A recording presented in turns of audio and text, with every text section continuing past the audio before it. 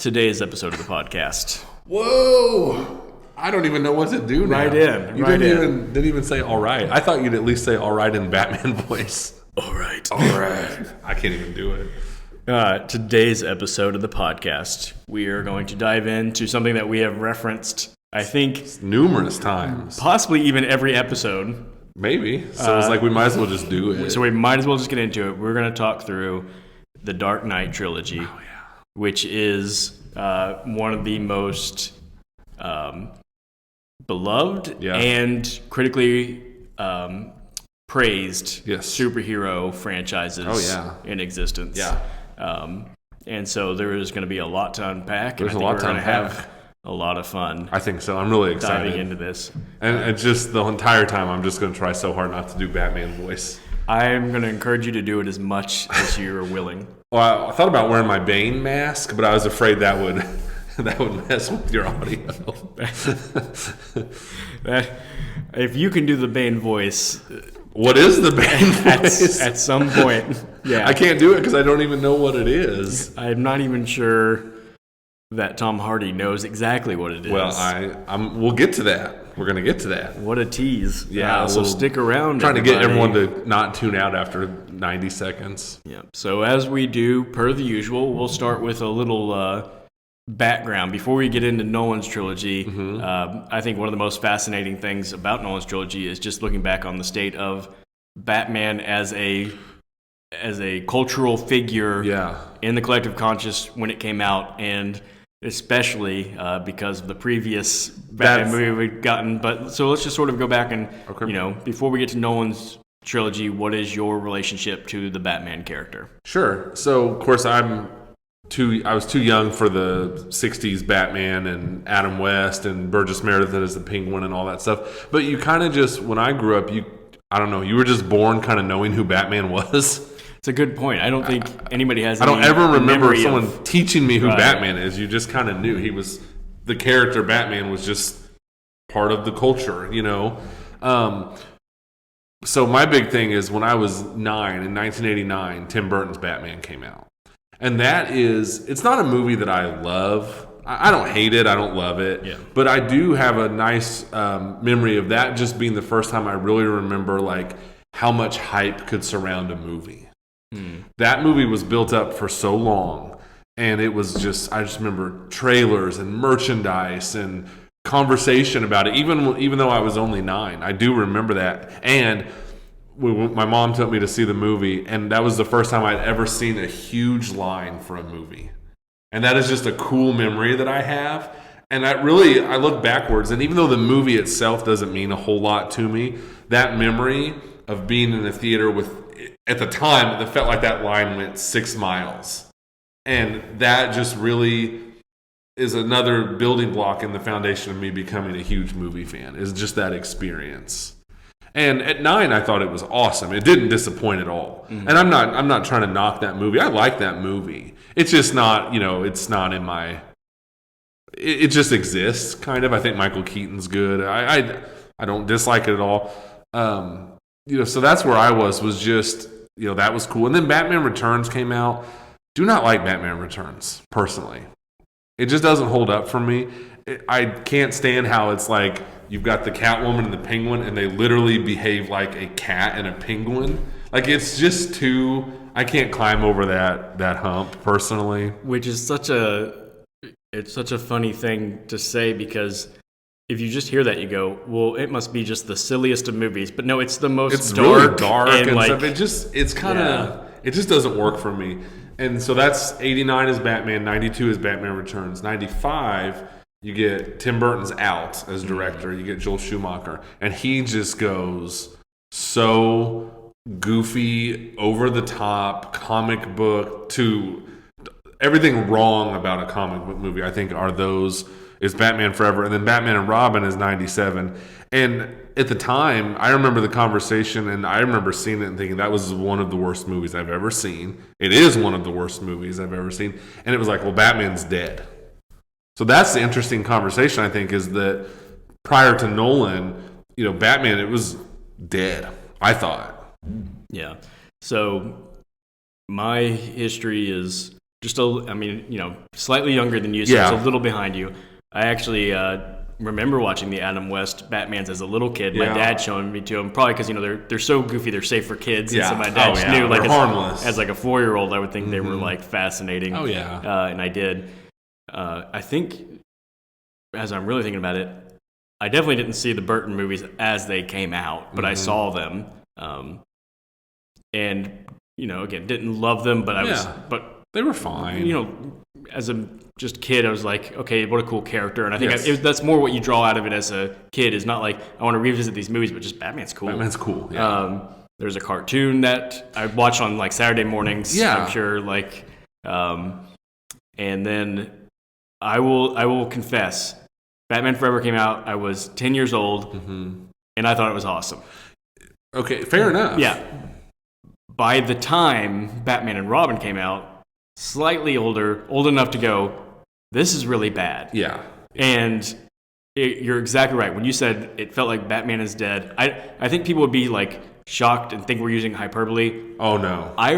Because what year was it that Batman Begins came out? Batman Begins is 2005. 2005. I remember, like, it's so funny when you read out that timeline. That's a long gap between Batman movies. Yeah. When Batman Begins came out, I literally thought it's too soon. Batman's still dead. Like the stink of Batman and Robin. They're trying to revive this franchise. That's exactly. Still has this stink on it. Oh yeah. And in movie terms, that was an eternity. Oh yeah. Between those, but it was a really long time. He was. Those movies. It not only set Batman back, it set comic book movies back. Oh yeah. Nothing good came out of Batman and Robin. Batman Forever is not good. I don't like Val Kilmer as Batman. Batman Forever did catch Jim Carrey when he was just skyrocketing. So I do remember, because I was 15 when Batman and Robin, or when Batman Forever came out, and everyone was in on Jim Carrey at that point. Yeah. So that was at least. There was at least that, where it's like Jim Carrey's awesome, and he's good as the Riddler and stuff. But Batman and Robin, like you said, you just can't overstate. Where it was like, even at 17, I specifically remember leaving the theater, and I was like, that's the worst movie I've ever seen. It was terrible. I've never rewatched it from start to finish since, but I've watched clips of it and stuff, and you watch the clips, you go, yeah, it's just as bad as I remember. Yeah, it was. You just couldn't take the character. You couldn't take Batman seriously after that. No, and I think what, as we kind of transition to talking about the movies we've come to talk about, the Nolan trilogy, is people didn't know how to do comic book movies because they just didn't trust the audience, and B, they just didn't know how to handle something that was What world does this fit in? Yeah. Is it so? That's what I mean by you have the Tim Burton ones where he goes, "I'm going to make this sort of dark and gothy, but it's still very cartoony." Yeah, because it's Batman. How could it not be? How do you not? And then Schumacher comes in and goes, in his defense, I think what he thought is this has to be a movie for 10-year-olds, so I'm going to make a bright, colorful, silly movie for 10-year-olds, and I don't know. Like I said, I was 10 when Batman Forever came out, so I think I was the demographic. And by the time I was, Batman and Robin comes out, I'm a teenager who's more aware and says, like, well, this is stupid. Yeah. And Nolan's movies were the first one that said, like, hey, what if a superhero movie was just real? Yeah. And if you weren't there, it's hard to imagine it's like, oh my gosh, what a great idea. And it was just like collectively, everybody was just like, that's an amazing idea. And it really, truly did feel like no one had ever thought of that before. And they probably had, maybe, I don't know. I know my comic book movies. I don't know if there was anything, certainly nothing with that quality. Maybe Spider-Man 2 is a really good movie. But it still is very comic booky. Literally, it's made sometimes to be filmed like it's a comic book and stuff. So, yeah, I guess really Nolan, I think he's got to be the groundbreaker for that idea of let's make this as real as possible. Yeah.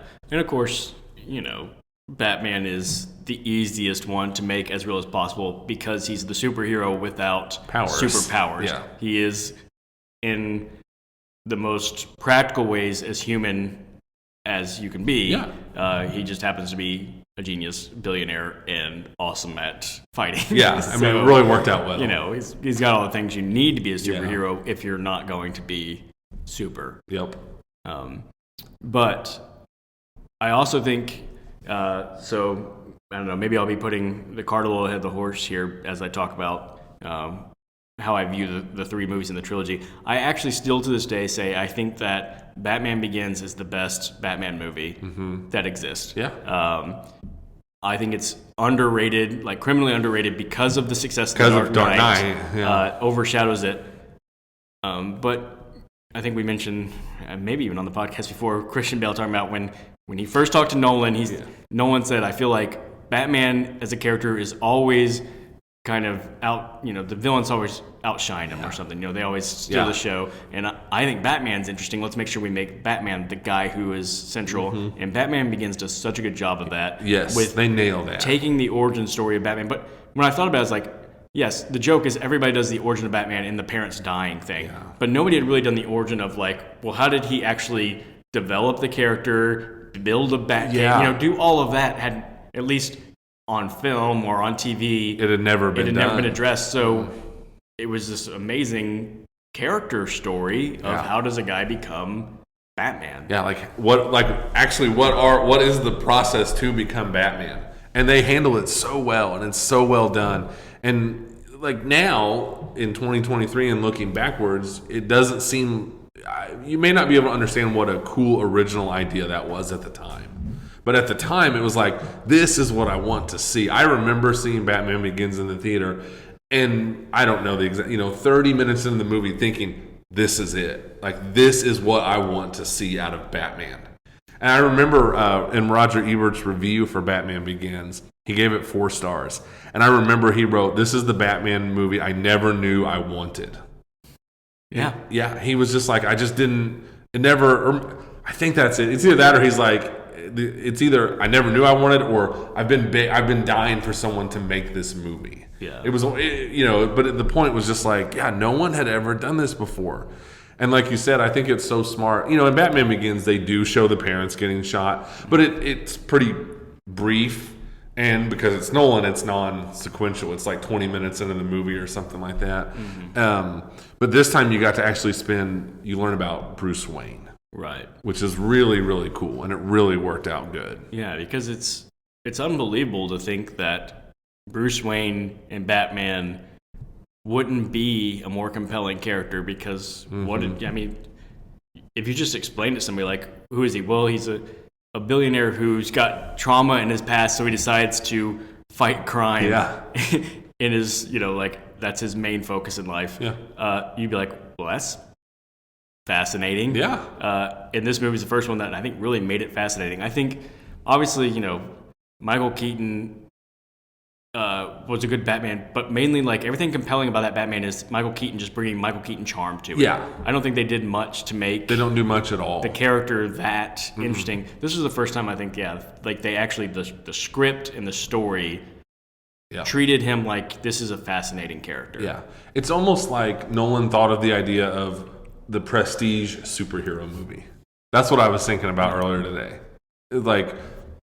Smart script, smart writing, great acting, great actors, and in some ways it's like in Batman Begins, if you watch it, there's a lot of action and there's a lot of stuff, but it's a lot of, the first 45 minutes to an hour of the movie is just a ton of character stuff. Mm-hmm. So and then they just, obviously Batman and Robin, just the extreme of the ridiculousness. But even going back to Burton's Batman, I remember there's a scene where it shows Michael Keaton sleeping, and he's sleeping upside down like a bat. He's got some and it's just come on. This is dumb. And as we talked about when we talked about Oppenheimer, I said that a million times on that podcast. I'll say it again. Nolan's just smart.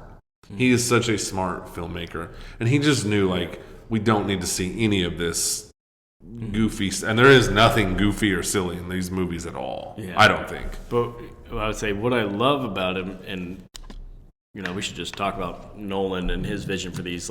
You're already into it, but so let's just go with it. Is he's the smart guy who still fun. Yeah. Like, I think sometimes, when we talk about him being smart because it's so obvious and it's such a contrast to normal filmmaker, or not normal filmmakers, but you know what I mean? Like, just, it stands out. Oh, yeah.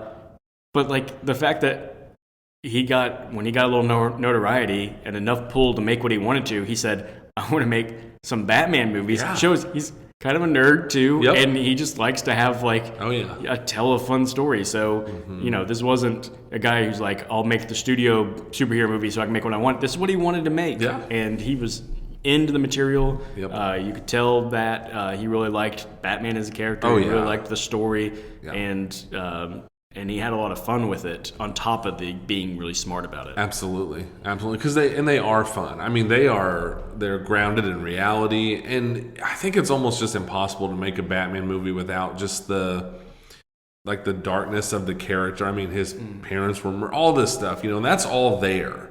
But like you said, because Nolan's Nolan, he's also like, don't forget, I can flip a semi. Right. And I can still make some incredible action sequences. And I know we'll talk about it. And just even things like the Batmobile has always been cool. But what Nolan did in this movie, where he made the Batmobile like this half tank, half RV thing. I don't know what you would describe it as. It's awesome. But you just look at it and you go like, okay, I guess if somebody were going to have this like superhero vehicle in real life, that is it. That's it. And it is awesome. And everybody was like, I'll take one, please. Thank you. And so that's what I'm talking about. Like, he's a smart guy, but he's also like a nerd. Like, how cool is this Batmobile? You can just see him on set being like, look at this thing. Definitely. And that all the gadgets that he uses, you're like, that looks really cool. He's got like the little Batman things he throws, and like they're literally like a bat. And it's like, oh, that looks cool. He's got his, grapple gun thing that he shoots and all. I mean, like, they don't abandon what made Batman Batman. I think that's a really cool thing they do, where he's still Batman. And he's still got the gadgets and the Batmobile, and he's got all the things. They just, and I know we'll say this a ton on here, but they just they're making the decision to make it reality based. Or as much reality based as Batman can be. Yeah, and it's like I was saying, Roger Ebert said, like, that's what we needed, and we just didn't even realize it. And because I can tell you, because I was there, I grew up in this era of Batman. I didn't leave Batman, I left Batman and Robin, and I knew the cartoonishness was so stupid, but I still wasn't able to like they need to abandon all of that. You kind of just thought that's what had to come with the package. Yeah. And like I said, Batman and Robin took it to an extreme, but I just thought, like, well, I guess this is just how superhero movies are. And then Spider-Man came out, and it was not near as, I'm not comparing Spider-Man to Batman and Robin. It's so much better, but you still didn't have that final push into like truly as realistic as possible until Nolan did it. But like you're saying, still didn't, still was like, I can do awesome action, by the way. It's like in Batman Begins, you can almost hear him saying that. Like, I'm going to make this prestige and unbelievable writing and acting, but I can still do a heck of an action sequence, and I can make these fights look really cool. Yeah. And probably the reason that Batman Begins doesn't get as much love as the others, or getting talked about as much, as Nolan's right. The villains are usually some of the most compelling thing about Batman movies, and I don't think the villains in Batman Begins are bad in any way. No. They're just not as memorable as the next two installments. And I think it was intentional because he wanted the focus, but I also think, again, going back to me thinking it's the best Batman movie, and actually the best written one, is it does such a good job with the themes. I mean, the theme throughout the whole movie is fear and what you do with it. Yeah. And Bruce Wayne taking the fear he has and turning it from a thing that haunts him to a weapon that he uses and wields. And so the villain being the Scarecrow, who manipulates fear in people, and then also Ra's al Ghul, who's using the Scarecrow and his fear tactics to accomplish his deeds. Fear is really the central enemy to Batman in that movie, which obviously is a concept and not a character, but that's what Nolan does so well. That's where we get back to him being really smart. As he goes, this whole movie's crafted around the idea of fear. And Batman making the shift from the fear that drives me, that I'm running from, to me controlling fear and like using it as a weapon that puts fear back into those who, cause fear in the city, and all of that. Makes it rise up. And story-wise, I think it is the most compelling conflict of any of the conflicts in the Batman movies. No, that's a great point, and I do agree with you. I think it's intentional that they didn't come right out of the gate with a Joker or a Riddler, or they didn't do any. They almost went like second tier villains. Like I don't know if I'm accurate, I don't know that just your average guy would even know who Scarecrow was. You'd have to be a Batman or DC fan, and then especially like Ra's al Ghul and stuff like that. I think it was intentional and genius. Because you look backwards, and I just don't think it would have worked for them to just, okay, new Batman, and here's the Joker. I think you needed that first movie. If you're looking at the trilogy as a whole, I think it was such a smart move. Give us more time with Batman, Bruce Wayne, and then they'd also do a lot of Batman Alfred in Batman Begins, which was really smart too, I think. Yeah, and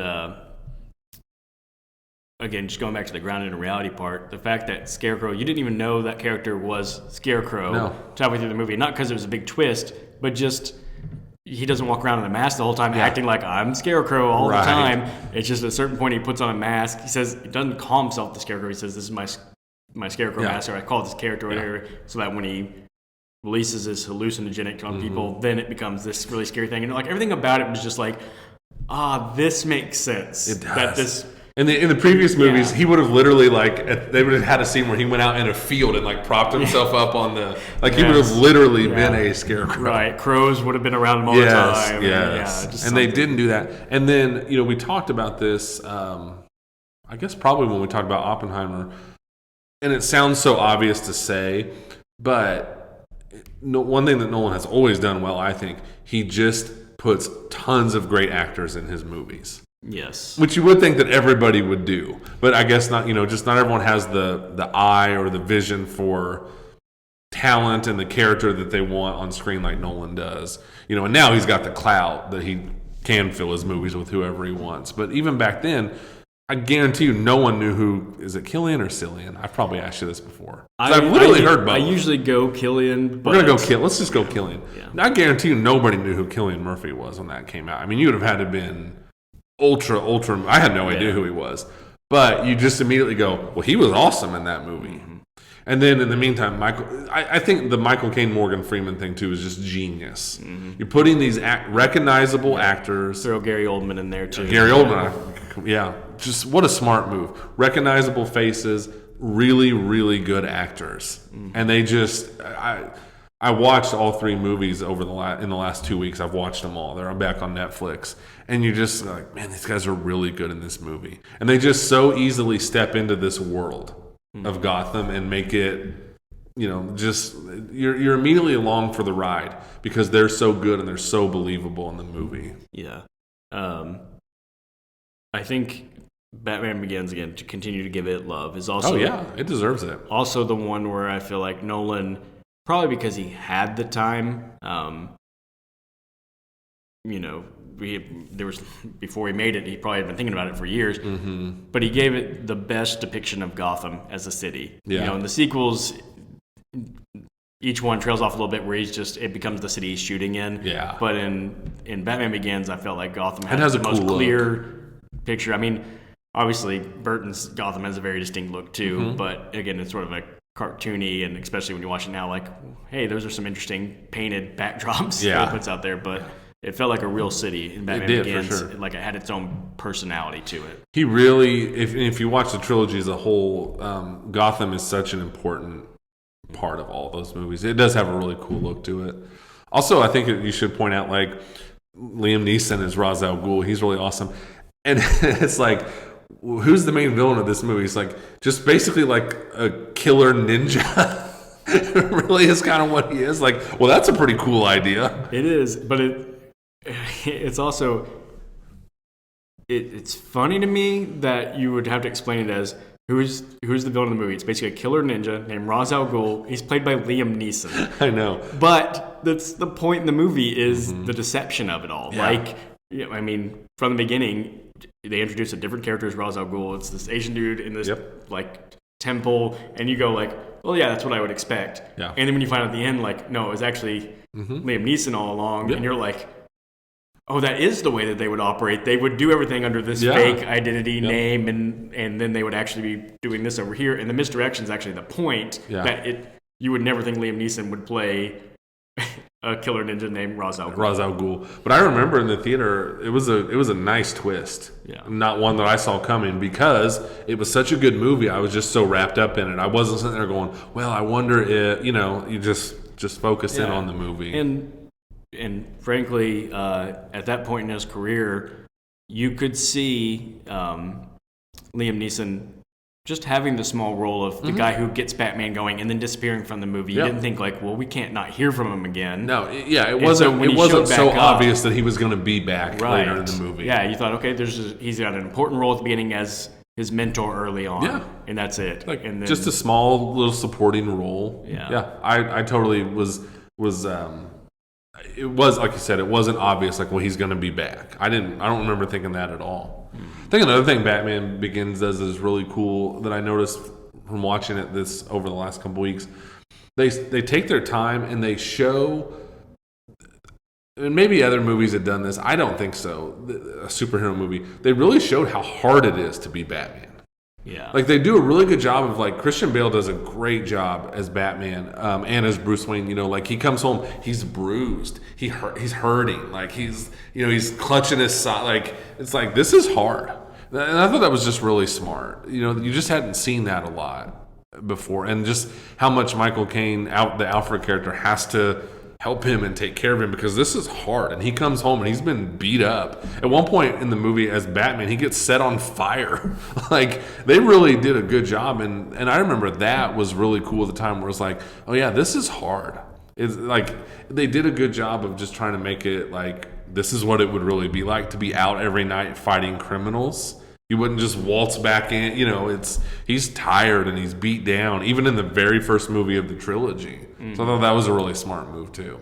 Yeah, and early in the process, he's not committed to being Bruce Wayne still yet, and Alfred's got to talk him into like, hey, you can't. You got to go play the part. Exactly, you can't just be this crime fighter. People will ask questions. Yeah. They'll we joke about how easy it'd be to piece together. Yeah. Like, hey, the billionaire guy who nobody sees when Batman's around. We'll really get into that in Dark Knight Rises. But yeah, early on, Alfred nails it. Like, you've got to keep up appearances that you're this billionaire playboy. Otherwise, you will draw attention to yourself. And Christian Bale's so good at doing, like, his acting is so good, where he's playing Bruce Wayne, but the Bruce Wayne character is basically just acting himself. He's just kind of going through the motions, and he's got these women with him and the cars, and there's that scene where they're like swimming in a fountain, and it's so good and so smart because he knows how stupid it is. Like, you can practically just see him, like, he's like basically just rolling his eyes, like, all right, like, I got to go play the part of Bruce Wayne. And there's so, like, and that's what's so awesome about Nolan, and I'm so glad that someone with as much talent as Nolan wanted to direct Batman movies, because you get so much character depth within a Batman movie, which had just never existed before. And it's done so well here. And you don't have to be some kind of movie intellect to understand what they're showing. You know what I mean? Like, it's not, they don't spoon feed it to you, but it's not so brainy that you're like, I don't understand. Like, they're just showing you this conflict that he has. And just through his acting and the script and stuff, you just understand that he's just like, I don't really like being Bruce Wayne. I'm just kind of playing the part of what people think Bruce Wayne is. It's just so smart. Yeah. I wrote down a couple of notes about these movies, and the first three kind of go with the first movie. I said it. Things that the Dark Knight trilogy did. It brought Nolan to the mainstream. Oh, yeah. It made Christian Bale a star. Yep. And it introduced audiences to Cillian Murphy. Yeah. Those three wins right there. Kind of talked about the first and third one, but just talking about Bale, like, he's one of our biggest movie stars now, but I remember when the movie came out and I was going, who is this guy playing Batman? Turns out I had actually seen him in a couple of things, but I didn't remember him. He wasn't really on anybody's radar. Right. I don't think. Certainly, yeah, like I didn't know him by name. Excuse me. And then after watching this movie, it was kind of almost like immediate, like, yeah, this guy's. I want to see this guy's gonna movies. be big. Yeah. Like he's a star. He was probably most known at the time. He had been in American Psycho. Yeah. I don't really care for that movie, but he's very captivating in that movie. Like, it was obvious he was somebody. And then I don't know the time very well. Batman Begins is 2005. I think in like 2003 or 4, he did a movie where he lost like 60 pounds, or The Machinist. Yeah. And I believe that is before the Batman movies. It was 2004. Okay. And the thing I always remember about that is, he got so He looks like skinny, a skeleton. And Batman Begins was like the next movie he filmed, so he immediately had to bulk up. So his body went from like skeleton to this big, strong Bruce Wayne character. But so I remember having, like, I didn't know him by name, but I remember it's like, oh, this is the dude who like lost a ton of weight for the movie, and the American Psycho guy. Yeah. That's, and I don't remember at the time thinking, awesome, he's Batman, or this is going to be bad. Yeah. I don't remember thinking either one. He did, so he did American Psycho, and you're right, that's what he's probably most well known for. He was in Reign of Fire, which was Dragon with sort of an McConaughey. indie, Dragon. He was as a kid, he was in a Spielberg movie, Empire of the Sun. Yeah, he was also in Newsies. Yes, he was. He was sort of the main newsie, which I watched in school, but didn't even know till after Batman, when people were like, "Hey, it's the guy from Newsies." I was like, "I've seen Newsies. Yeah. He's in Newsies." So I mean, he was definitely in Hollywood, but I again, from being there at the time, nobody was like, "That is Christian Bale." I've been following his career. You know what I mean? Like he didn't come out of nowhere, but all of a sudden it was just like, this guy. Yeah. I want to know everything about this guy. I want to see all this guy's movies. Well, he does Batman Begins in 2005. He was also in The New World, which was a Terrence Malick movie in 2005.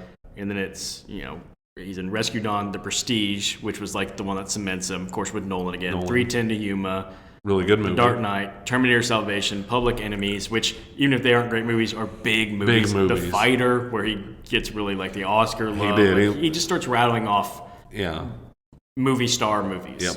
Yep. And he doesn't, like, I don't know his IMDb by heart, but he's not like in 4 movies a year. Like, he's pretty selective, it seems like.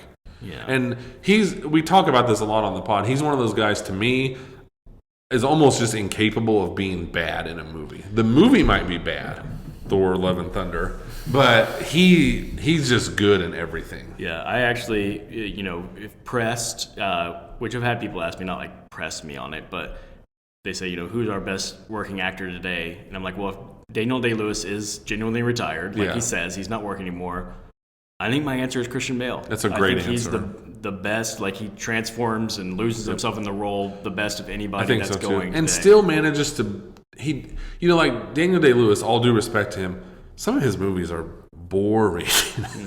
I mean, he's great. Yeah. Christian Bale's a good job. Like, he finds more entertaining movies than Daniel Day-Lewis and is still amazing in them. Whereas Daniel Day-Lewis is almost like so prestige that it kind of leaves me in the dust a little bit. And I'm going, buddy, I know you're good in this movie, but holy cow, can something happen, please? Yeah, it's almost like Day-Lewis is like, if this isn't a grind for me and everyone, then it's not real art. Yeah, and no disrespect to Daniel Day-Lewis. Yeah. I don't want him to get mad at me when he listens to this podcast. Yeah, so. We were talking about before we started recording today, because we talked a little bit about Scorsese directing Air Buds last week, how I always just wish prestige or, serious people would do fun things. Day-Lewis is like the number one guy I wish, just come back out of retirement and do something fun. Come on, buddy, do something fun. Act in a whole movie in a weird, cosmetics and makeup, and don't let people even know that you're in it until the end, and also it's like, oh, that was Day-Lewis being stupid in this movie. That'd be, or being like super bad or something. Like, just go for it. Like, everyone knows you're the greatest. He literally has 3 Oscars. Like, you got nothing left to prove, man. Just have some fun. Yeah. But yeah, Christian Bale's phenomenal. He's so good. And I've even seen, like, online, like, is he a better Bruce Wayne than he is a Batman? Or is he, like, they're even debating about that when he's playing the same character. But I think he's so good, and he does a great job to me. I know there's some criticism of the Batman voice. Yeah. And which I was even reading I think yesterday, somebody talking about that, where they said, Bale takes all the flack for it, but the reality is a lot of it was done in post-production and the way Nolan wanted it, and wasn't as like, so dramatically done on set. So Bale's really not, at least entirely, to blame for the way the voice. It is, from watching the 3 movies the last couple weeks, there are times when it's a little, I don't know what the right word is, maybe distracting, or you're just like, gosh, why didn't someone just tone that down a little bit? But it doesn't take away from anything to me. It's still amazing movie, still amazing performance. It just became fun to make fun of, kind of. There is, I don't know if you've seen it, a great little comedic video on the internet. There's somebody who makes funny like Batman spoof videos. The college humor Batman, and there's one of him trying to find his voice. Dude, like the first time when he lifts the guy up. Yes, like, it's so funny. Keeps just trying different takes. Oh my gosh! And it kind of like points out the absurdity of like, well, yeah, of course you can't use his real voice. Again, he's in disguise. He's trying not to be Bruce Wayne, so he's got to use some kind of voice. What voice are you going to use? What are you going to do? What's not going to feel silly? And I guess that's kind of where I land too, where I go, it's just not worth. Yeah, it doesn't affect the movie to me. I can overlook it. Yeah, it's not nearly as distracting as the Bane voice. Oh my gosh. But so great Batman character study, great introduction to most of the world of Bale, and it was well received. I do remember that very clearly, where people were like, okay, like, forget Batman and Robin. Like, we thought that killed it. That's old. This is the new stuff, and here we go. And so there was an excitement. Especially because they end Batman Begins with a Joker tease, and everyone's like, oh, I can't wait to see what Nolan's going to do with the Joker. Now, I confess, I remember hearing they've cast Heath Ledger as the Joker in the Batman Begins sequel, and I thought, huh? Oh, what? I don't think you were alone. I think that was the general consensus. And like, I was just like, what? This is horrible casting. Mm-hmm. Why would this be what you would do for this?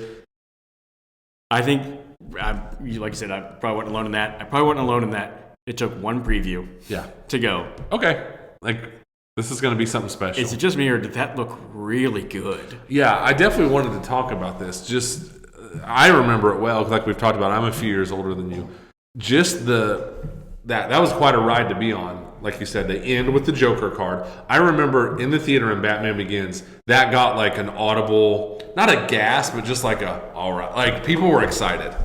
And then it was the casting of Ledger, and I think there was just a quick and then, like, I just remember the very first time I saw, I think it was maybe like the poster, one of the posters where he was behind like I don't remember what it was. You couldn't see him completely. Yeah, it's not like he's behind glass, but you get the sense he's like behind glass. Like he's behind glass, and it's like steam almost. And it was like, why so serious?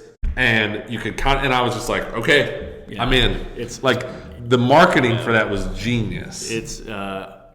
I did a video that ended up not making it online of like my favorite movie posters.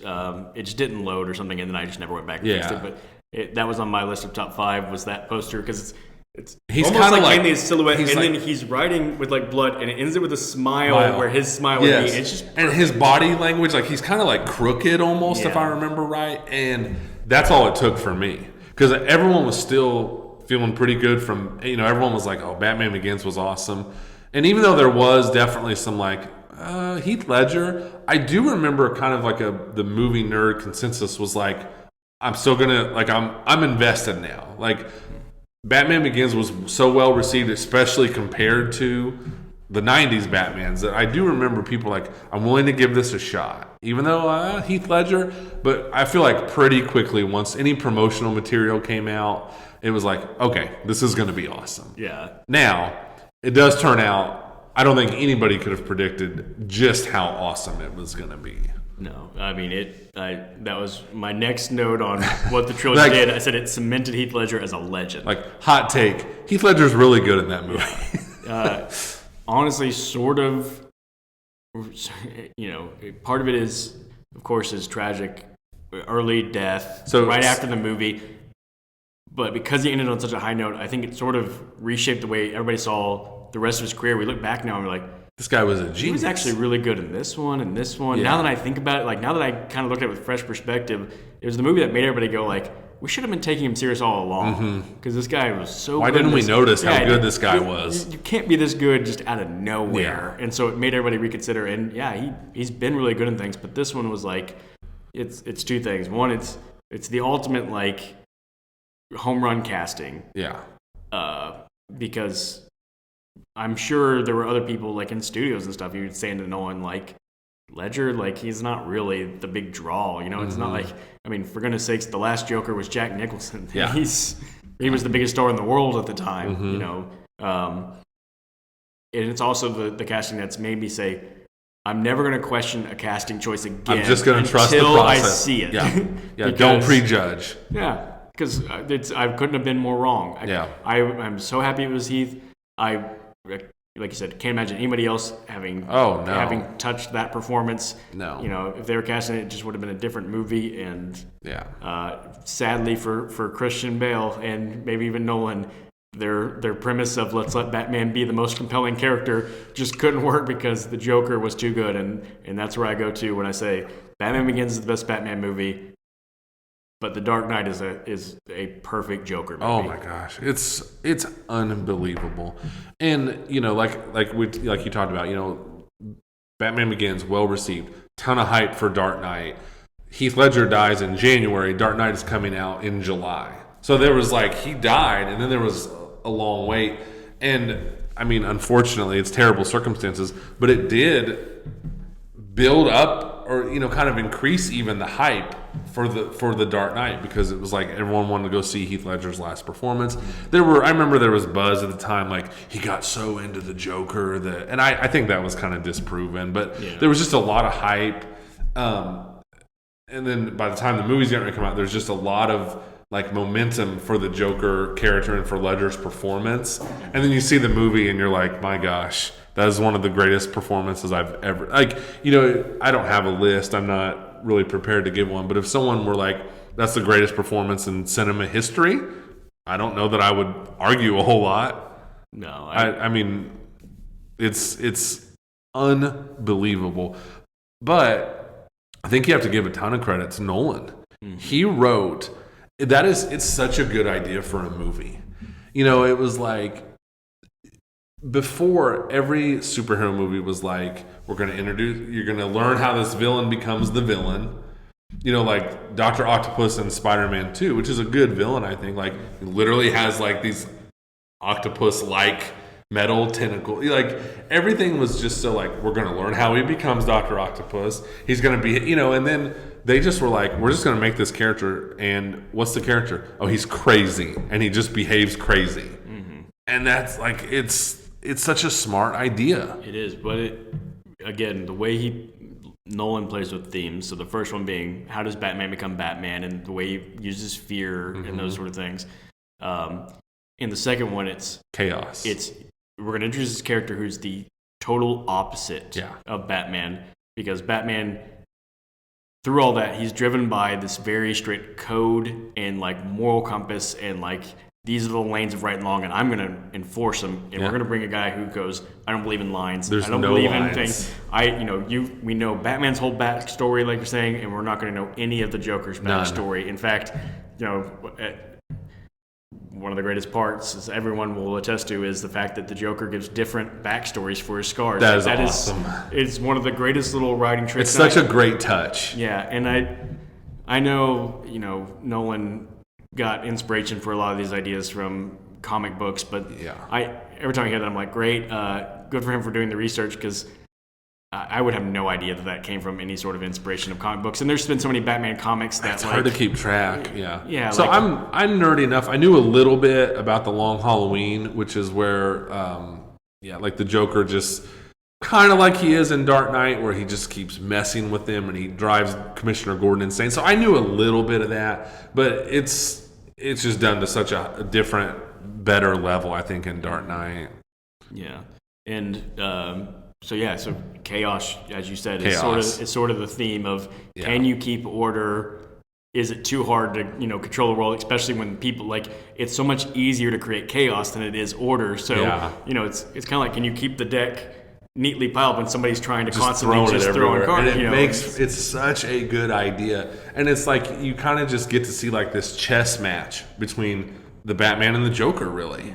And that's kind of the movie, which is, I mean, there's a lot of other great stuff in it, but if you wanted to boil it down to just a really simple idea, it's just like, I mean, it is Batman versus the Joker. And it's Nolan's Batman versus the Joker. So it's just off. And I saw that movie on opening night. There was so much hype for that movie. And I've never claimed to be like, well, I'm the guy that I always know that a movie is great. Like sometimes I'm way behind on that stuff and I have to catch up. I do remember leaving Dark Knight and being like, that's a masterpiece. Like that was an unbelievable movie. It was so smart. It was so well acted. It was so well written. I mean, I just was blown away by that movie. Yeah. And still grounded in reality because the Joker is so easily, or could so easily be such a cartoony character. But even just the way they explain, like, not only is he a contrast to Batman, he was birthed out of Batman. Like, you could see a psychotic person going, hey, there's this guy dressing up like a bat and fighting crime. I'm going to dress up like a clown and do crime. It never feels ridiculous in the movie at all. It doesn't. It feels somehow so real. He feels like such a real character. Well, I think it was really smart, too. There's a lot of, actually, in The Dark Knight, you go back and rewatch it, there's a lot of mob stuff.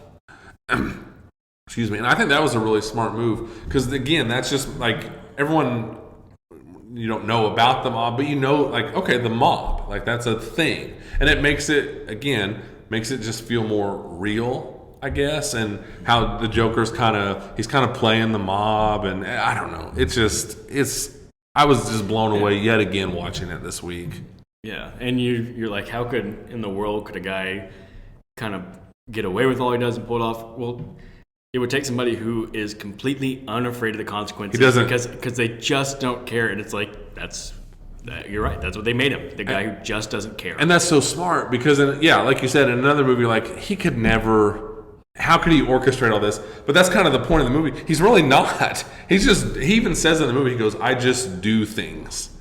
And it's like, you can't really nitpick the movie because, like, well, what if that hadn't worked out like it did? Because he didn't care. Like it's just it's rightfully so. So much of the conversation around Dark Knight is about Heath Ledger. Rightfully so.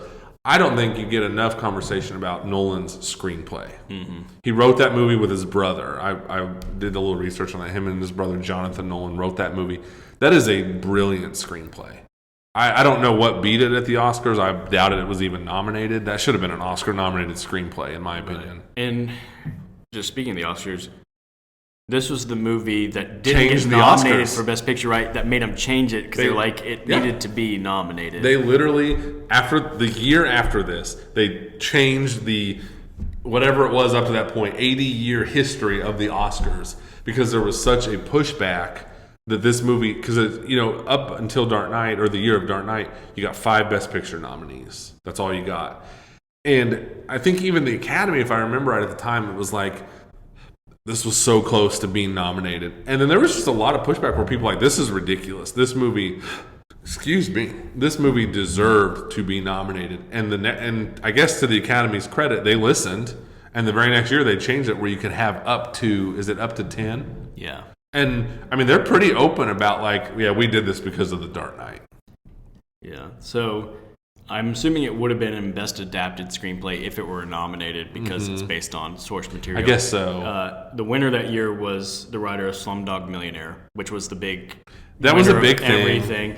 The other nominees were the writers of Curious Case of Benjamin Button, which we talked about. That's an outrage. The writers of Doubt, Frost Nixon, and The Reader. Talk about a group of like movies that make people go like, this is why I don't like the Oscars. Yeah. Like none of those movies. I mean, those are good movies that you listed. Benjamin Button's not good in my opinion. But like, those are some good movies. But yeah, come on. Those are some, give me The Dark Knight in there. Come on. I mean, that is like I said, the conversation about Dark Knight is always about Ledger. And I get that. And that is deserved. But man, I think that screenplay deserves so much credit. You're right. Because a lot of what we love about the Joker is Ledger's performance, but he's performing what was written on the page. He's performing some amazing words. If you listen to that movie, there's several good Joker scenes, and they're good because of Ledger. But the dialogue is unbelievable in those scenes when he's with Aaron Eckhart after he's become Two-Face in the hospital, and he's explaining to him, I'm just, what does he say? Like, I'm an agent of chaos. And if you listen to that dialogue, that is good dialogue. It's really, really good dialogue. Yeah, it is. And kind of changing the subject, the other thing I wrote about this installment, what it did was it made fans say, what happened to Katie Holmes? Yeah. Because that's maybe the thing that worked least about the movie, if we're nitpicking, is the recasting of Katie Holmes with Maggie Gyllenhaal. And it really felt like... It's a step up. It really felt like that storyline was just sort of...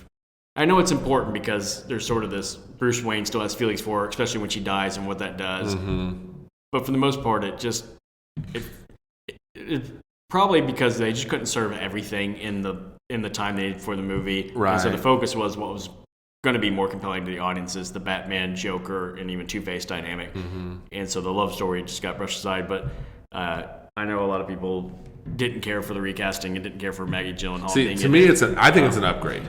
Personally, I think it's an acting upgrade. I think there's just there's no way not to be shallow with this. I think a lot of guys go like, I can understand why Bruce Wayne is in love with Katie Holmes. I can't understand why he's in love with Maggie Gyllenhaal. Yeah. And so.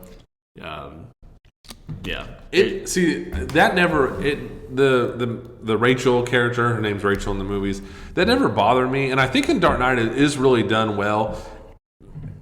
It's not really a love triangle because no one's too smart of a movie to get bogged down, or too smart of a filmmaker to get bogged down in that kind of stuff. But he likes her. But I do like that dialogue. I like the exchanges where he's like, "You told me that." You can never be with me because I need Batman so much. And I think that's interesting stuff. And he's like, I don't need Batman now. And I do think you need it for the Harvey Dent character. Because he's saying, they don't need me anymore. I'm about ready to get out of here because we got Harvey Dent. Mm-hmm. And what does he say? He's like, he arrested 30 mobsters and he didn't have to wear a cape and a mask or something like that. Right. So I do think it's good storytelling. I do understand that criticism, though, if you're like, okay, come on. Like, I just want to see more Joker. Mm-hmm. But I think part of the mystique and the stuff and the appeal of the Joker is that I don't think he needs to be in the whole movie. I like how he just kind of is the cloud hanging over the movie. You never quite know when he's going to pop in. So I get it. I do get all that. And I really don't like recasting. I like series of movies I want everybody to be the same. I think she's an acting upgrade.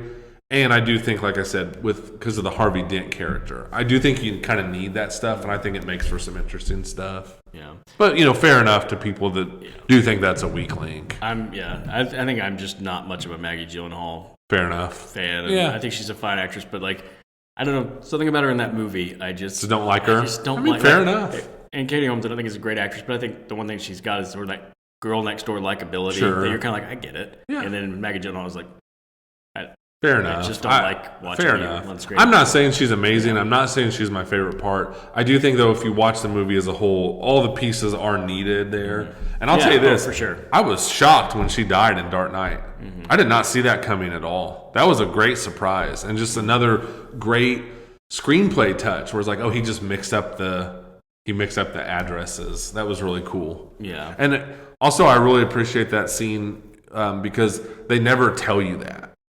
No one's ever like, Bruce or Batman, he mixed up that. No one leaves it to you to figure out that he did that. Yeah. That the Joker did that. And it's really cool, I think. Mm-hmm. And, it was needed for the further development, as you said, of the Batman character, that now he's no longer got this thing that's going to make him want to give up being Batman, and for the Harvey Dent character, because it's what makes him turn from the next good guy to the bad guy. But, to your point, though, I do see, and I think you see it even more in Dark Knight, where, Nolan picked, okay, I want these 10 storytelling things to be in this movie, and I think you could argue, especially in Dark Knight Rises, maybe he should have just gone for 8 instead of 10. Sometimes I think in Dark Knight and Dark Knight Rises, even though Dark Knight's a masterpiece, I think Dark Knight Rises is really, really good. We'll get to that in a little bit. But I think you could say, like, man, there's like you use your comparison of movies and food. There's a lot of ingredients in the casserole here, and maybe you could have pulled 1 or 2 back. Yeah, and if you're going to pull anything back in any of these, in especially the first 2 movies, it would be that Rachel character. So fair enough. Yeah. Two-Face, I think, poor. We talked about it before. Poor Aaron Eckhart. Boom. Great performance. He's good great. Villain.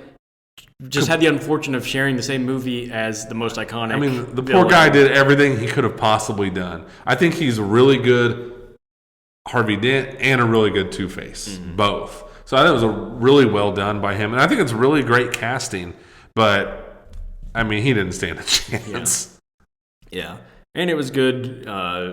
It was a good pairing of villains because, I mean, again, Batman Forever, Riddler and Two-Face was just like, hey, we're just going to have 2 villains, and these are 2 we haven't used yet, so let's throw them together in a movie.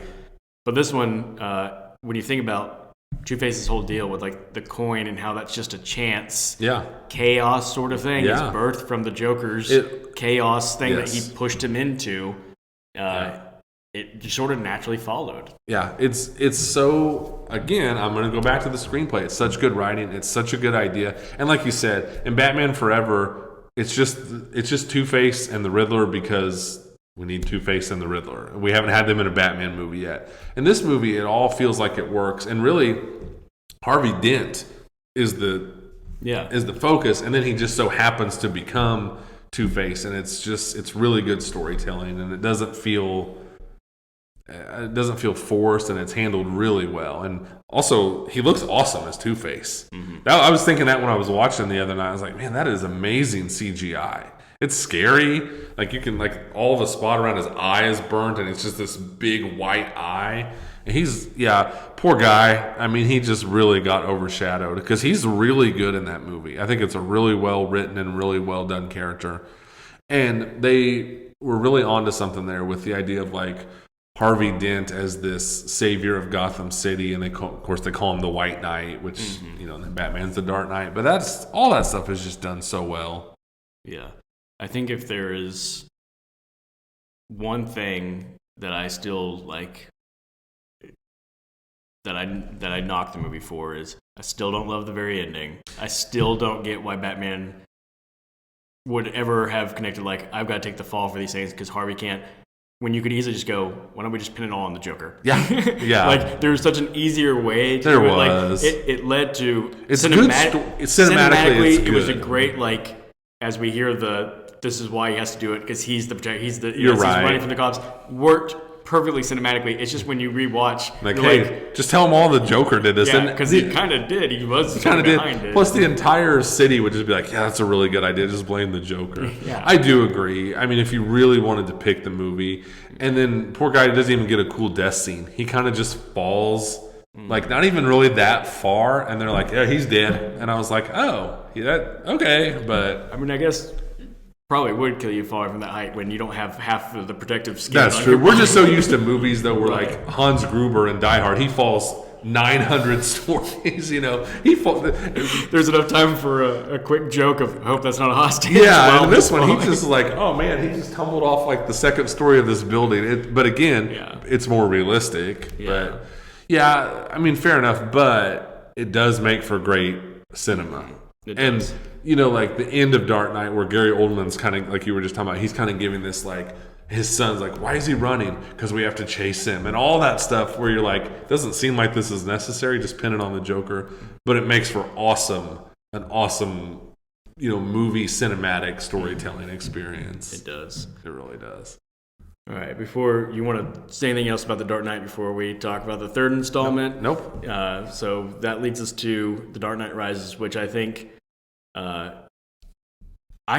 it still had the most hype because of how good The Dark Knight was. Although I think there was certainly everyone's disappointed that the Joker can't return in it. Right. There's no Ledger. But I think it's just like, okay, we're 2 for 2, 2 home runs, and let's land this plane. Yeah, here comes I think we knew it was the final Nolan. I think they were right? pretty open about that. Yeah. So everybody knew, like, yeah, and I think that actually brings more excitement because it's like we know it's not just another installment; it's the final installment. Yeah. And again, previews look great. Oh yeah. I do remember there was a little, really quick initial backlash about the Bane voice. Mm-hmm. I remember there was like maybe it was the first trailer, or he did like a screening. He screened like the first opening scene somewhere. And I just do remember reading online where it was like people were mad almost about the Bane voice. But then I do remember quickly Nolan was like, everybody relax. Like, that was an early screening. I'm not going to make a movie where you can't understand the villain. Yeah. So, yeah. I will say I didn't question it because I learned my lesson with Heath Ledger. Not the casting of Bane, but just the choice of Bane as the main villain, because my only history with Bane was the cartoon and then the Batman Robin movie, where Bane's basically just this muscle-bound henchman. I mean, his arms are like this big. He's like, so cartoonish. I was like, how is he going to do Bane, who's cartoonish? Yeah. And it's just this...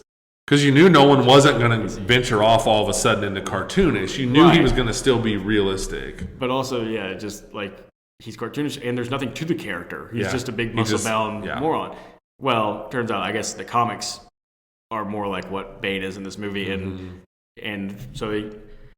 Again, Nolan's just brilliant setup of like, okay, in the first movie, it's how does he deal with his own demons? Mm-hmm. In the second movie, it's how does he deal with the opposite of himself as far as like order and chaos? And then the third movie is how does he deal with someone who's like himself but actually better at it and doing it longer? Yeah. Somebody who uses strength and strategy better than he does. Yeah. And so it's really smart. When you look at it like that, the levels of like, oh, yeah, that is really smart. I remember reading once where Nolan said the first one's about fear, the second one's about chaos, and the third one's about pain. Mm. Like, just breaking it down to the most simple, and that's from Nolan himself. That's a quote from Nolan. And what I love is, here I am talking about it, and I'm not using those same words, but basically I see that there's a distinct theme in each one, and when you say that, I go, yeah, okay, I saw it. That makes sense, I know that. I know. It's not one of those ones where sometimes you hear filmmakers talking about their films and like the subtext and stuff, and you're like, did I watch that film? I don't get that at all. What are you talking about? But that kind of goes to what I was saying earlier, where Nolan is smart and brainy, but he doesn't leave you behind. Mm-hmm. Like, he does these smart things, or like I was saying in Dark Knight, where the Joker switched the addresses. He doesn't tell you that. He leaves it to you to figure out. But it's not impossible to figure out. Like, you can see what he's going for, even though he's way smarter than I am. Yeah. So one of the things I wrote that the Dark Knight trilogy did was it made Tom Hardy appear massive. Oh my gosh, he's huge in that movie. I don't even just mean like in that movie or anything. Like, I think everyone in the world still thinks Tom Hardy is like a 6'2" jack guy because of his appearance of Bane. And in real life, he's like 5'8", and he's buff, obviously, but man, he made Bane look like this giant, towering force. Really, and the real truth is he was wearing like 5-inch lifts just to be taller than Batman. Yep. But man, he looks the part. He looks really imposing in that movie. Like, there's a couple different scenes in that movie where he just like breaks someone's neck with his bare hands, and you're like, yeah, I buy that. Seems like he probably could do that. Yeah. And I think the Bane mask was brilliantly designed. So it's such a cool look. It's so cool.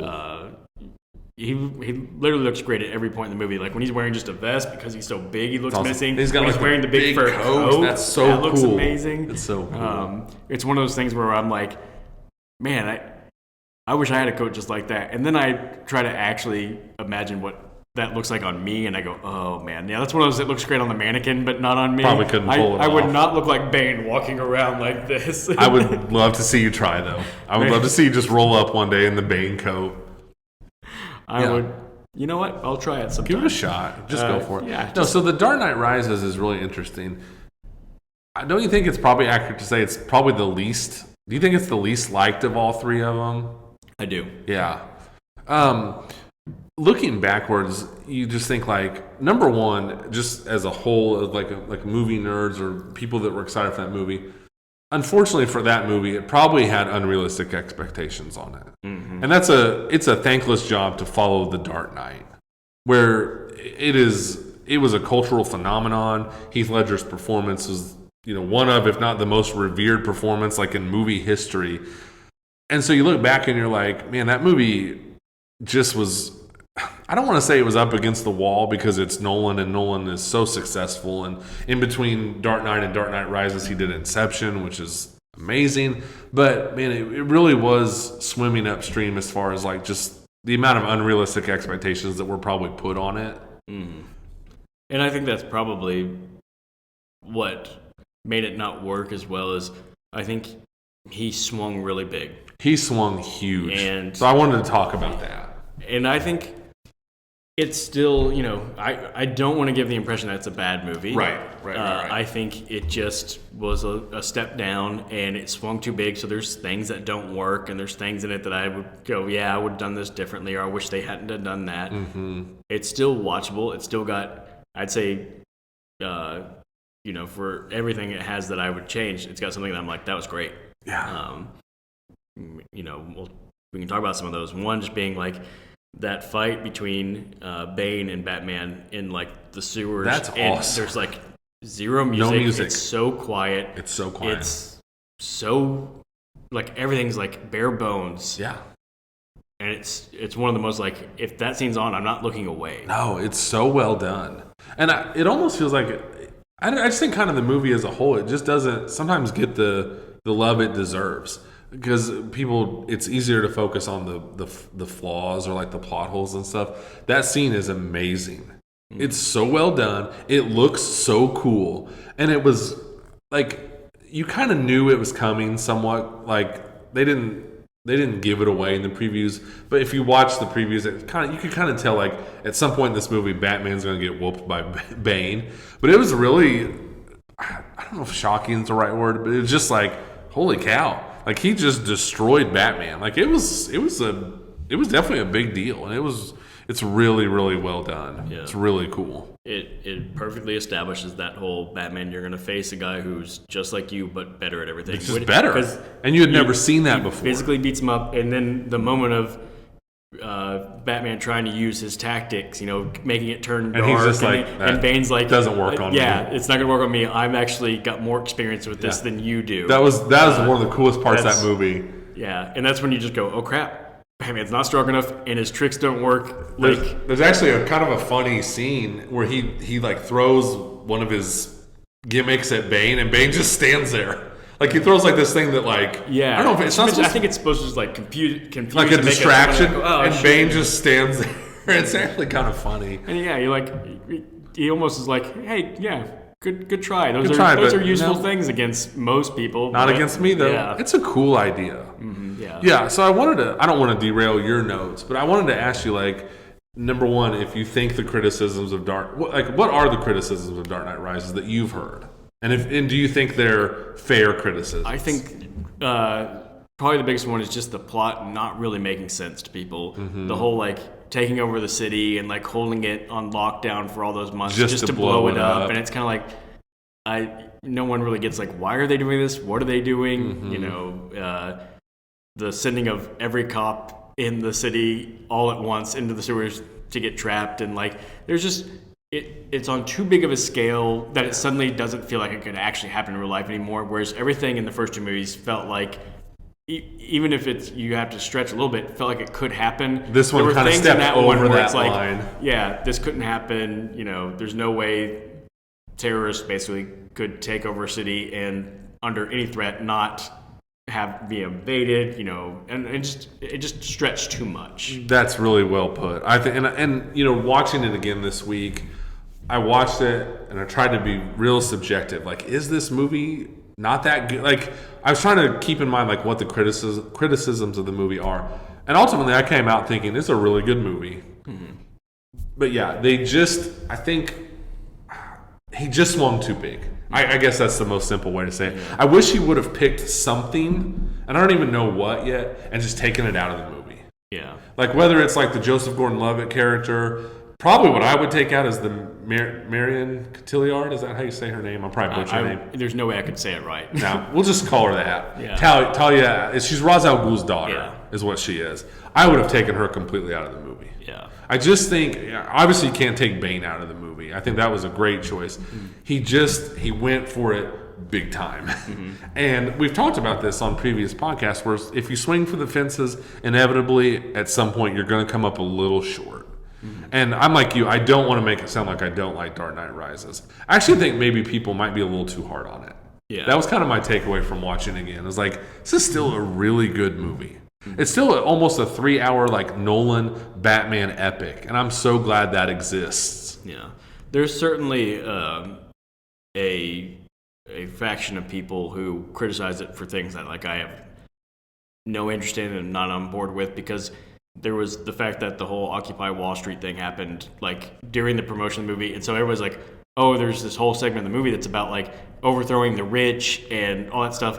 And then there are people that are upset saying the movie didn't go far enough or the movie did too much. And I'm just like, none of that resonates with me at all. I thought what the movie presented was perfectly fine. I did too. Made sense in the movie, and I didn't need or care about any more of that being explored. So one thing that people were critical of, and like even to this day you'll see where it's like, oh, that's so stupid. Like he heals his broken back by doing push-ups. So when I watched it this time, none of that stuff bothered me. Because yes, it's ridiculous, but it's good storytelling. He got his back broken, he's stuck down in this pit, and then he climbs out. That's really cool, I think. So that kind of criticism I don't care. I don't care if it's medically accurate how he healed his broken back. Right. Because that would just, what are you going to do? Stop the movie and be like, so actually to heal your broken back, Bruce Wayne, what we have, I don't want to get bogged down in the medical procedures of a broken back. Right. It's silly, but it's good. It makes for a good storytelling. Yeah. I still got super excited when I watched it this week at home when he climbed out of the pit. Thought it was awesome. So that criticism doesn't, I just go, come on. You're just picking this movie apart. And that's another great cinematic moment. The whole, like, it's awesome. You can't make the jump until you get rid of the safety rope, and your only option is to make the jump. It's really great. And that's where I do think part of me does go like, maybe this movie's a little underrated. People are so quick to pick at it, and it's not Dark Knight, and they, like I said, they pick up on stuff like, oh, he just did a few push-ups and then his back was fine. Who cares? It's really cool when he jumps out of the pit. Yeah. I do think, the ending, as far as, I'm not disappointed with how he beats Bane, but I feel like once they did the Talia al Ghul as the real mastermind, they just sort of brushed Bane aside so quickly. He had been built up so well, and agree. It was a little bit of a pull the rug out from under you. So I think that's where I'm with you. If they had just left him as the main villain, and I don't know, like it just felt a little lacking once it pivoted. There is just too many. Going back to the food thing, there's just too many ingredients in that recipe. I wish he would have picked, like I said, picked one thing and just been like, I like this idea, but I'm cramming too much into this movie. Yeah, and there was a little too much. I definitely don't think Nolan thinks of himself as like, I'm really clever. There was too much that I think audiences felt like Nolan's trying to be too clever. So you had the Talia al Ghul twist. You had the, hey, you should use your middle name more often. It's Robin. Nobody saw that coming. Okay, and then you have the Batman sacrificed himself. Oh, no, he didn't. There he is alive at the end. There's just too many little, pick one of those things instead of all three of them. Yeah. Yep, and I agree. Like, I still think it's a great movie. I really do. And like, I was thinking about this when I was watching it this week. The great in Dark Knight Rises is great.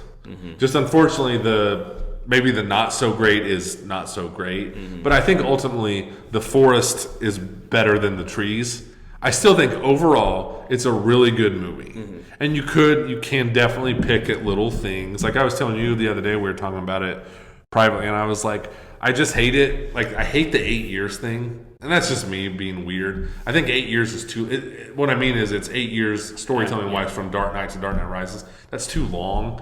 And you could definitely pick apart the fact that no one can figure out that Batman and Bruce Wayne both just kind of disappeared at the same time. I mean, Bruce Wayne didn't literally disappear. But like, well, Batman's gone and Bruce Wayne's a shut-in now. Oh, Batman's back. And now I see Bruce Wayne out and about some more. So there's stuff like that, and it seemed like he wanted to definitely tell a story about, like, because Anne Hathaway's character, Catwoman, who I think is really good in the movie. Do you? I do think she's really good. I think she's really good. But one thing is, as I was making this list, of what the Dark Knight trilogy did, I wrote, this is kind of the complete list. Brought Nolan to the mainstream, made Christian Bale a movie star, introduced audiences to Cillian Murphy, cemented Heath Ledger as a legend, made Tom Hardy appear massive, made fans say what happened to Katie Holmes, did absolutely nothing for Maggie Gyllenhaal, Marion Cotillard, and Anne Hathaway. Not that I thought like it hurt their careers at all. It's just weird that like it really felt like star-making performances or really built up the audience appeal of so many of the actors in the movies, but none of the females really like kind of benefited from it. You don't think? They're good. I think I wish we could learn to say her name. So Talia al Ghul's character, I think she got more shine from Inception. Yes, she's better in Inception, and it's a better character and everything. Like it's just she gets to be more interesting in it. So I think that was maybe the movie that gave her a little run here as a United States movie star. I think she's more well known overseas. Not so much this movie. Anne Hathaway is still a movie star. Yeah. So it's not like it hurt her career. No. I just don't think... I like her in this movie. I don't think anybody really like goes to this as like, Anne Hathaway's really good. Do you remember her in The Dark Knight Rises? Yeah. It's kind of like... I honestly am like, oh yeah, she's in it, and she's not bad. No, I think she's good. Yeah. But what I was going to say is, too, like, you can tell there's scenes between her and Bruce Wayne, and it's like Nolan wanted to tell this story about rich versus poor and like a class difference. And again, that goes back to kind of our criticisms where it was like, man, you're already doing so much in this movie. Because there's like those scene where like the Anne Hathaway character is like, the rich don't even go broke like the rest of us. And like there's this weird subplot where they take all Bruce Wayne's money. And that all goes back to like, man, I just wish you would have taken a couple things out of this movie. You know, that's ultimately my takeaway in the debate of like, is Dark Knight Rises? And I've seen some people kind of take it too far with like, that movie is terrible. Come on, it's not terrible. It's a Nolan Batman movie. I mean, if you're ranking all of the Batman movies, it's probably still number 3. Probably. Like it might be 3 out of those 3, but it's still number 3 out of all of them. It's still a really good movie. I definitely, I don't know if you have this in your notes, and again, I don't want to derail your notes, but man, that opening scene of Dark Knight Rises is awesome. Where they hijack that plane. Mm-hmm. I think that is awesome. Mm-hmm. And I think if again, so much of the misfortune of Dark Knight Rises is that it's the Batman movie that came after The Dark Knight. Mm-hmm. And you can't fault anybody. You can't fault Nolan for making a masterpiece, but something has to follow the masterpiece. Mm-hmm. And I do think like Bane's introduction in that movie is really cool. Like he's got the bag over his head and they pull it off slowly and he looks just right out of the gate. He looks menacing and scary. And it's like a plane hijacks a plane in the air. Yeah. And like we talked about on Oppenheimer, Nolan does not like to use a lot of CGI. Yeah. They did a lot of that. I mean, obviously with restrictions and limits, but but practical effects. That's a lot of practical effects of a plane hijacking another plane. And Tom Hardy's awesome. I'm actually, I don't know if this is an unpopular opinion or a popular opinion, but I'm a fan of the ending for Batman. I like he sacrifices himself as a hero, but actually doesn't die. Yeah. It's his way of like closing that chapter of his life, saying this is the only way Batman could end, and now I'm going to live away as a civilian, which of course probably not that subtly because he's still this billionaire known as Bruce Wayne, right, and people recognize him. But the one thing I just always kind of laugh about is, stealing from Bill Simmons' Rewatchable podcast, the probably unanswerable questions is, could he really stop altogether being Batman? Could he see crime happening and just be like, it's the old, it's the Spider-Man 2 thing where he loses his powers to what he wanted and he's got to he sees someone rob someone and he's just got to and keep eating something. Keep going. Could Bruce Wayne really do that? Right. But that's what I mean when I say like the Dark Knight Rises, like the forest is better than the trees. Like the big picture, it does give a good, satisfying send off to the Bruce Wayne character that you've been with now from 2005 to 2012. He lives happily. I mean, as best you can tell in that movie, he lives happily ever after, and he's with Selena Kyle, and so you go like, man, he just made these 3 amazing, smart, intelligent, memorable Batman movies, and he does give him a good send-off. But just for whatever reason, people do like to, I said this in Oppenheimer, people like to pick apart Nolan's movies, and it just seems like with Dark Knight Rises, people really, really focused in on what they didn't like about the movie, and sometimes the good aspects of the movie do get get talked about enough, in my opinion. Yeah, you get what else do you want? You get the satisfying send off. He saved the city. He gets the girl. He's off. He's happy, and that's where we leave it. And I'm so glad they've never gone back. Mm-hmm. I'm so glad like as much as I love Nolan, I love this Dark Knight trilogy. I'm so glad it's a trilogy. Mm-hmm. Yeah. We kind of began with what was your history of Batman before the trilogy. What have been your thoughts of where Batman has been as a character since the Dark Knight trilogy? Obviously we got the Zack Snyder visions of it with Batfleck, and then we've got this new one with Matt Reeves directed the Batman with Robert Pattinson. Yeah, okay. So, there's like what I wish would happen, and then there's just what is happening. What I wish would happen is that Hollywood would just stop. They just can't stay away from things, and they overpopulate things, and there's just so much Batman content now. I wish that wasn't the case, because I think it's kind of like we talked, like when I said in Jaws, like I so badly just wish Jaws 2, 3, and 4 didn't exist. Mm-hmm. Because like we talked about, Jaws 2 is not bad. It's not bad. Yeah. Jaws 3 and 4 are bad.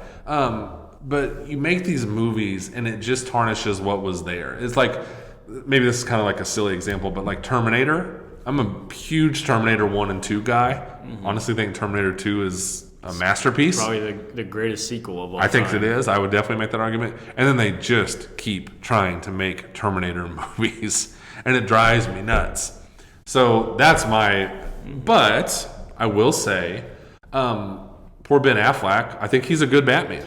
I think he's a great Batman. His movies were just, unfortunately, they were wretched. Yeah. But I think he's a really good Batman. Mm-hmm. I thought he was excellent as Batman. I think he did kind of what Christian Bale did, whereas like he was a good Bruce Wayne and a good Batman, and he didn't talk like Ben Affleck. Actually, I think got the Batman voice better. Yeah. Or the post production or whatever. And I think you're absolutely right about him being a great Bruce Wayne and Batman, because he is a movie star, so you get like him being the billionaire rich guy who can wear a suit. Yeah. But he's also he's a massive guy in real life. Yeah. He's like 6'4" and jacked. He got buff. I could see him putting on a costume and beating the crap out of some criminals. It's just really unfortunate for him that Batman versus Superman and Justice League suck. Yeah. And those are the only two times I've ever seen him as Batman. And The Flash, where he was in a little bit of The Flash, was worse than even those. So, yeah. So it's really unfortunate for him. I liked Matt Reeves as the Batman. Mm-hmm. I did like it. The whole DC thing is such a convoluted mess where they're now relaunching the DCU. And then like James Gunn has this video, and all due respect to James Gunn, I like him. I like his movies. He did an amazing job with Guardians. But he's explaining the new DC going forward. And he's like, yeah, going forward, we've got this. And Matt Reeves' Batman, like, that's really cool. And I'm glad it exists, but it doesn't exist within my Batman universe. And it's all become so convoluted and messy. I don't want to say I don't care, because I went to see the Batman. Matt Reeves is the Batman, and I liked it a lot. But I'm also just going, there's so much Batman, and it's so messy that there's the DCU Batman, but there's also Matt Reeves as Batman, and they don't coexist. And I'm just going, come on, guys. Come on. What about you? I think I just share your opinions. Yeah. I thought Ben Affleck was a great Batman who was never in a good movie. No. And I think The Batman is a good movie, but ultimately one that we just didn't need. And Robert Pattinson, like, he's fine. I didn't think there was a lot to do in that movie because the star of that movie is really just sort of the atmosphere that Matt Reeves creates. Yep, exactly. And it's the visual, it's the score they have. Oh, yeah. And, it's just the opposite of what we were saying with like Heath Ledger's Joker. We're like, I can't imagine anybody else doing it. I can imagine dozens of people being Batman in that Batman movie, and it would have been exactly the same. Yep. I thought Robert Pattinson did fine, but yeah, if you tell me, okay, they recast him with name 9 actors, and I just go, okay, sounds good. So yeah, it's just and I guess you can't be a movie guy and a guy like Hollywood guy, and Hollywood's going to be Hollywood, and they're just going to keep recycling Batman and Superman and all these characters, and it's like you said, ultimately I just don't think we need it, because I think Nolan just nailed it, and he gave that Batman character such a satisfying gave him such good movies. He did the villain so well, and then he gave him a great send off. And then it's just like, immediately it's like, okay, but we're still just going to keep on making Batman movies, and you're like, come on, guys. So it's unfortunate, but it's the nature of the beast. Yeah. Well, I think that is going to wrap up our conversation. That was a fun conversation. About the Dark Knight trilogy. I just want to remind everybody, something we brought up last week, that according to reports, they're going to re-release these in theaters at some point this year, and I'm excited to go watch particularly the second one. Oh, yeah. Can I ask you a quick question? Yeah. I know you want to wrap up, but do you remember how many times you saw all these movies in the theater? Or was it like a once for all of them type thing? Or I'm pretty sure I saw Dark Knight twice and the other ones once. Really? I think. So I saw Batman Begins once, saw Dark Knight 2.5 times, because as I told the story on the podcast, I tried to take my wife to see it and we had to leave because she was so scared of the Joker. I saw Dark Knight Rises 5 times in the theater. So, and I'll tell you, here's what happened. It had so much hype. There was not an IMAX theater around here at the time, so my brother-in-law Drew and I we went to Chicago to see Dark Knight Rises in the IMAX at Navy Pier. Wow. Really, really cool experience. And then it was one of those things where people just kept asking me if I wanted to go see Dark Knight Rises, and every time I was just like, yeah, sure.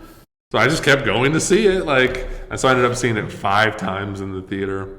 Well, I am excited and looking forward to being with you on your 6th time seeing it in the theater later this year. Oh, yeah. If they do end up releasing these, I will gladly go see all 3 of them.